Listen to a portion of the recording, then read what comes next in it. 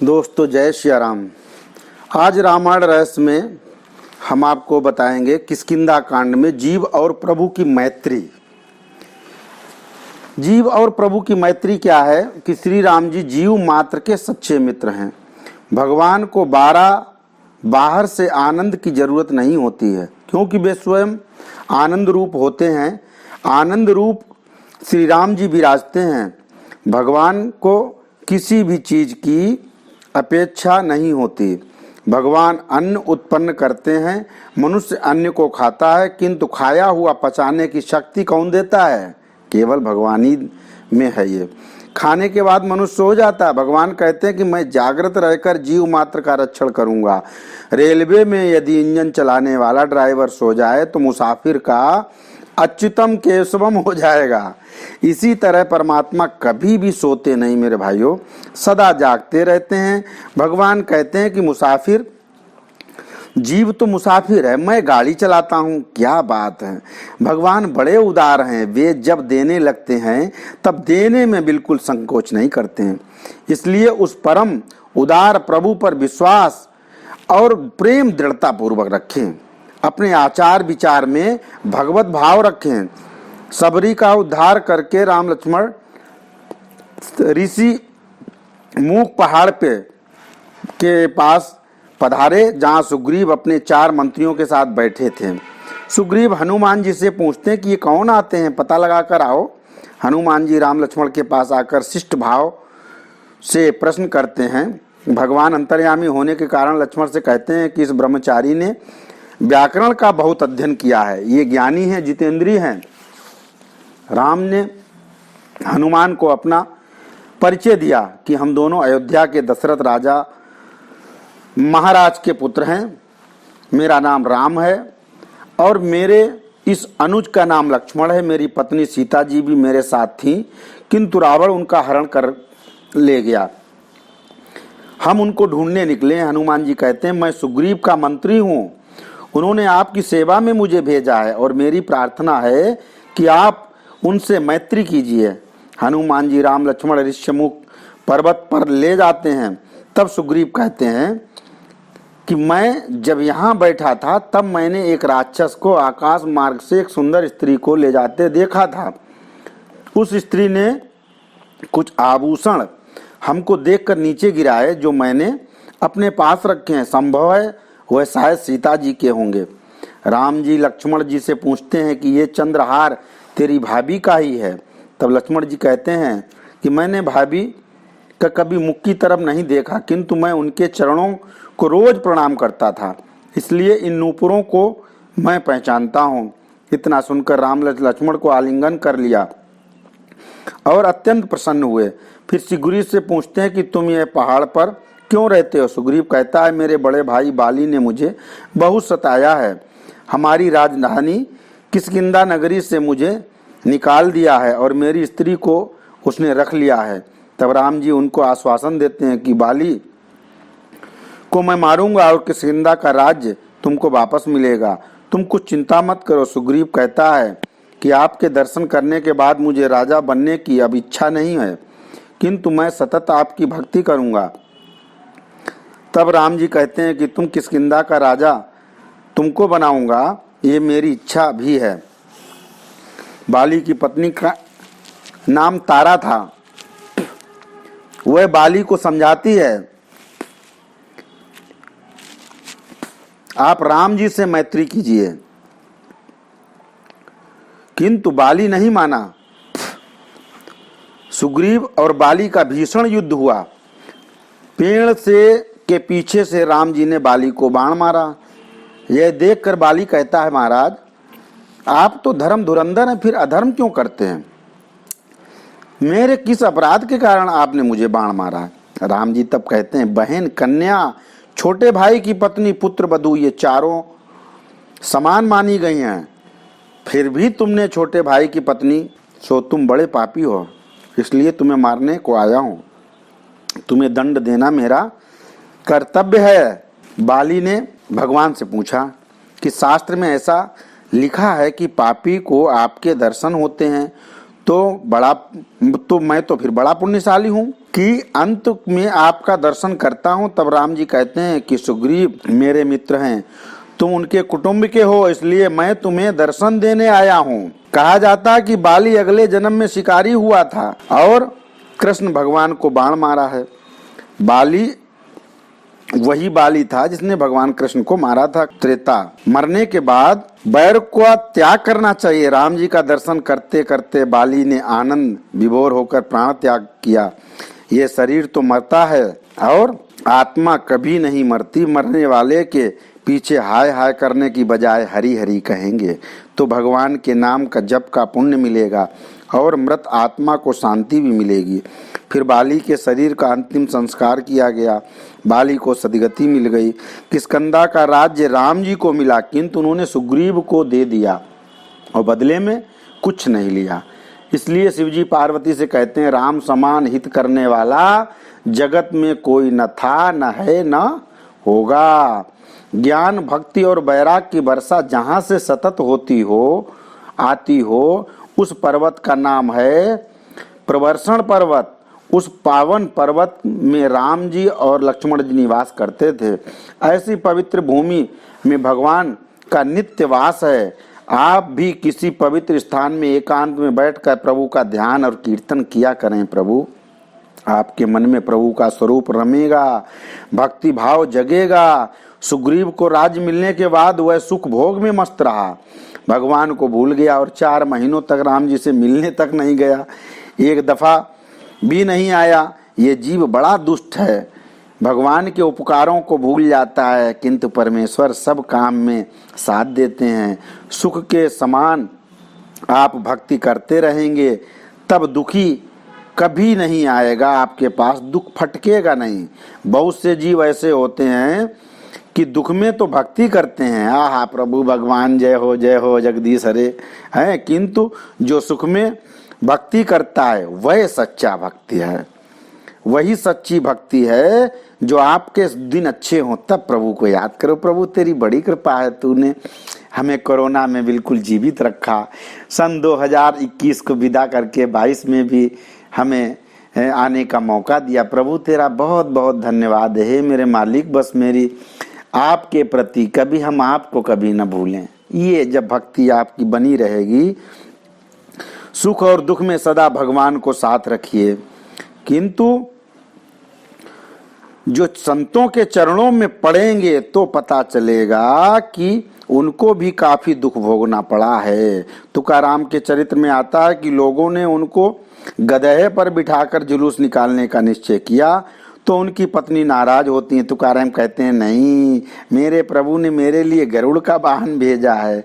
सबको तो गद्दा दिखता है, किंतु तुकाराम की पत्नी को गरुड़ दिखते हैं। सबको तो गधा दिखता था, किंतु तुकाराम की पत्नी को गरुड़ जी दिखते हैं। जीवन में सुख दुख के प्रवेश किया, घबराना नहीं चाहिए। कोई अपमान करे तो नाराज नहीं होना चाहिए। जगत का मान मात्र मृत्यु के समय जगत में जो भी मान आपको मिले, कोई आपको भक्त कहे, समझ लो कि आपको नीचे गिरा रहा है। जीव जब दीनहीन बनकर ईश्वर के चरण में जाता है तब उसके मन के ऊपर मान अपमान का असर नहीं होता। भगवान ने आपके ऊपर अनंत उपकार किए हैं, उनके उपकारों को सदा याद कीजिए। आप पुण्य का तो हिसाब रखते हैं, किंतु पाप का भी हिसाब रख लिया करो। जो पाप का विचार नहीं करते उनके हाथ से बहुत पाप हुआ करते हैं।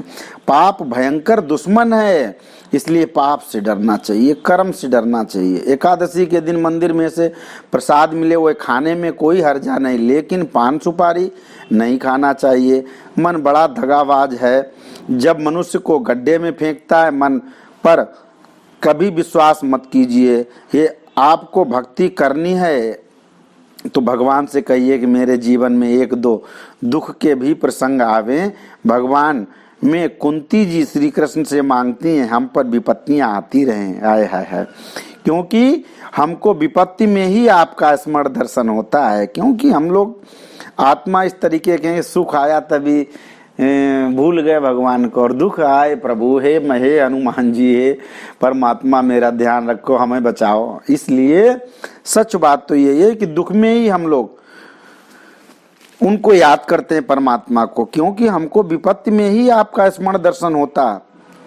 कुंती जी कह रहे हैं सुख समृद्धि में लोग भगवान को भूल जाते हैं। जीवन में ज्यादा सुख मिलने से मनुष्य प्रमादी बनता है, विलासी बनता है, अभिमानी बनता है, भगवान को तक भूल जाता है और अंत में उसका पतन होता है। यदि जीव सज्जन न हो तब तक जीवन सुधरता नहीं है। कुछ लोग ऐसी अपेक्षा रखते हैं कि भगवान सब तरह की अनुकूलता हमें कर दे तब हम भगवान की भक्ति करने लगें। ऐसी सब तरह की अनुकूलता जगत में किसी को नहीं मिली, न मिलेगी। जीव जगत में आता है तब पाप और पुण्य दोनों लेकर आता है। पुण्य का फल है सुख और पाप का दुख, तो जीव को अपने कर्मों के अनुसार दोनों मिलते हैं। सब प्रकार की अनुकूलता कभी नहीं आ सकती है, इसलिए पक्का गांठ बांध लो। एक मनुष्य समुद्र के किनारे पर स्नान करने की इच्छा से गया और किनारे पर चुपचाप बैठा रहा। किसी ने पूछा कि स्नान क्यों नहीं करते? वह मनुष्य कहता है ये तरंगे जब शांत हो जाएंगी तब स्नान करूंगा। किंतु समुद्र की तरंगे कभी शांत नहीं होंगी और आप बिना स्नान किए ही रह जाएंगे। दुख से पापों का नाश होता है, इसलिए जब कोई दुख आवे तब मन को समझाइए कि आपका पाप कम हो रहा है। सुग्रीव बहुत सुख मिलने के कारण राम जी के उपकारों को भूल गए। राम जी के कहने से लक्ष्मण जी सुग्रीव के पास जाने को राजी हो गए। तब तक हनुमान जी ने सुग्रीव को सावधान किया कि हम राम जी को भूल गए सो ठीक नहीं है। भूल करना स्वाभाविक है, साधारण बात है, किंतु भूल कबूल न करना ज्यादा गुनाह है। लक्ष्मण के कहने से सुग्रीव अपनी भूल कबूल करता है कि मैंने गलती की, मुझे क्षमा कर दीजिए। सीता की खोज। अब इसमें किष्किंधा कांड में प्रवर्षण पर्वत पर राम जी अकेले विराजते थे। सुग्रीव वहां गए, प्रभु को प्रणाम किया, कहा कि हमारे बंदर सब आते हैं, वे मेरे लिए प्राण भी समर्पण करने के लिए तैयार हैं। उन सबको मैं 1 महीने की मोहलत देता हूं, जब तक वे सीता जी का समाचार लेकर जरूर न कोई जाएंगे। बंदरों को अलग अलग दल बने, वे चारों दिशाओं में भेजे गए, जिनमें नल नील जामवंत हनुमान जी को दक्षिण की तरफ भेजा गया। राम जी को यह पता था कि ये काम हनुमान से ही होने वाला है। राम जी ने अपने नाम की एक मुद्रिका हनुमान जी को ही क्यों दी और कहा मेरा मन सीता जी के पास है, हमारा संदेश सीता जी को देना। उनका दर्शन करके तुम 1 महीने में वापस आ जाओ। हनुमान जी दक्षिण की तरफ गए तो एक योगिनी आसन लेकर भगवान का ध्यान करती थी। हनुमान जी उससे पूछते हैं कि तुम कौन हो? तब वो कथा सुनाती कि मैं शंकर भगवान की दासी हूँ, यहाँ तप करने इसलिए बैठी हूँ कि राम जी के दर्शन हो। फिर सब बंदर उस योगिनी को राम जी के पास ले गए। वह राम जी को प्रणाम करके कहती है कि बहुत वर्ष तक तपस्या करने के बाद अब आपका दर्शन करके मैं कृतार्थ बनी हूँ। आप जब भगवान का जप करेंगे तब जीवन सुधरेगा और मन भी सुधरेगा। जब मन सुधरेगा तभी भक्ति में आनंद आएगा। कलयुग में नाम जप के सिवाय और कोई उपाय नहीं है। घर में जब एक ही पत्नी होती तब लोग उसको कमरे के बीच में रखते हैं ताकि अंदर और बाहर उजाला बना रहे। इस जीव के ऊपर जब भगवान नाम का दीप रखेंगे तब आपके अंदर और बाहर उजाला दिखेगा। भगवान को बत्ती की जरूरत नहीं है। संतों को अपने हृदय में ही प्रकाश होता है और इतर जीवों को दैवी प्रकाश की जरूरत है। जीव को जप करने में कुछ खर्च नहीं होता है, किंतु पाप ही जीव को भगवान का नाम लेने से रोकता है। जब जीव को मिठाई खाने की इच्छा हो तब उसको नीम का रस पिलाइए तो आपके बस में हो जाएगा। यदि आप की अपनी जीव भी को नहीं सुधारोगे तब दूसरा कौन सुधारने आएगा? कोई नहीं। एक इंद्रिय से काम चल सकता है, फिर भी भगवान ने 2 कान 2 आंखें और सांस लेने के लिए 2 नाक के छिद्र दिए हैं, किंतु जीभ को 2 काम करने पड़ते हैं, खाना और बोलना। इसलिए जीभ पर दोहरे अंकुश की जरूरत है। जीभ को विवेक से काम करना चाहिए। एक मनुष्य ही भगवान नाम का जप कर सकता है। पापी को भी निराश होने की जरूरत नहीं है। यदि वह सोचे कि मुझ में राम नाम जप के लिए जो शुद्धि चाहिए वो नहीं है, तब हम क्यों जप करें। लेकिन सब प्रकार की शुद्धि प्राप्त करने के लिए आपको मेरे भाइयों केवल राम नाम जप एक ही उपाय है। कितने भी घोर पापी हों, भगवान की शरण में जाते हैं तो उनका उद्धार होता है। पाप का पश्चाताप हो तब पाप जलता है। भगवान नाम का जप पापों को जलाता है। व्यवहार में भी यही नियम है कि आप शब्द संबंध पर पक्के होते हैं, फिर लग्न होता है। तो इस तरह परमार्थ में भी भगवान से पहले संबंध जोड़ना पड़ेगा, और कोई उपाय नहीं है। यह बात नहीं है कि भगवान देखते नहीं हैं, मूर्ति में भगवान की भावना करनी पड़ती है। राम जी ने योगिनी को आज्ञा दी कि तुम बद्रिका आश्रम जाओ, वहां ध्यान करोगी तो मेरे धाम में आओगी। बद्रिका आश्रम तपोभूमि है। भारत के प्रधान देव नारायण हैं। अब सब अवतारों की समाप्ति होती है, किंतु नारायण अवतार की समाप्ति कभी नहीं होती है और न होने वाली है। भारत में प्रजा का कल्याण करने के लिए बद्रिका आश्रम में परमात्मा नारायण तपश्चर्या करते हैं। शास्त्रों में लिखा है कि बद्री नारायण की स्थापना शंकराचार्य ने की है। इस तरफ सब बानर समुद्र के किनारे आए तो सोचने लगे कि इतना बड़ा समुद्र है, कैसे पार करेंगे। जब तक संपाति को देखा, संपाति जटायु का भाई था। जब संपाति को सब समाचार मिला तो उन्होंने बताया कि मैं तो बुढ़ापे के कारण तुम्हें मदद नहीं कर सकता हूँ, किंतु तुम्हें मार्गदर्शन दे सकता हूँ। सीता जी लंका में अशोक वाटिका में मिलेंगी। जो समुद्र पार कर सकते हैं उनको सीता जी के दर्शन होंगे। फिर बंदरों की सभा हुई और चर्चा हुई कि कौन समुद्र पार कर सकेगा। जब जामबान कहते हैं हनुमान जी ही इस काम को कर सकते हैं, वही योग्य। हनुमान जी आप चुप क्यों बैठे हैं। राम जी की सेवा के लिए ही आपका जन्म हुआ है। हनुमान जी कहते हैं कि आप कहें तो पूरी लंका को समुद्र में डुबा दूं। तब जामबान जी कहते हैं कि यदि पूरी लंका डूब जाएगी तो जानकी कहाँ से लाओगे हनुमान जी।